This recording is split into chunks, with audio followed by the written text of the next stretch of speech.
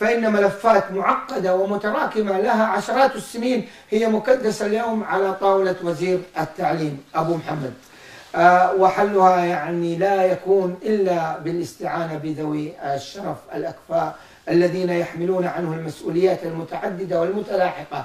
بالنسبة للتعليم العام وأنا ابن ساحتها، الركيزة الأولى ولا شك هو المعلم في المدرسة، والحقيقة بحت أصواتنا ونحن ننبه الوزير تلو الوزير بأن هذا الجندي المجهول الذي يلقن أبناءنا التربية والعلم والفكر طيلة 6 ساعات هو أساس العملية التربوية.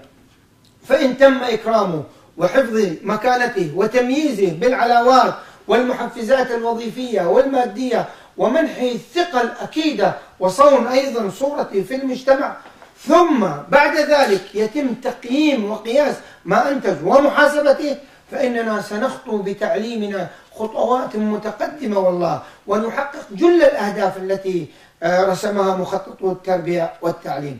الحال أيضا ينسحب على الأستاذ الجامعي وحدثنا اليوم الدكتور عصام عنه.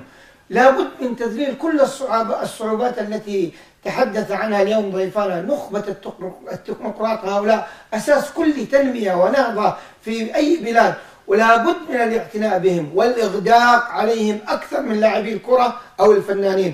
مؤلم جدا أن قيمة لاعب كرة قدم واحد يساوي في راهن وقتنا 100 من أفضل العقول العلمية في جامعاتنا. والله أمر مؤلم ومخزي، بيد أنه الواقع للأسف قدم لاعب ب100 عقل أستاذ جامعي.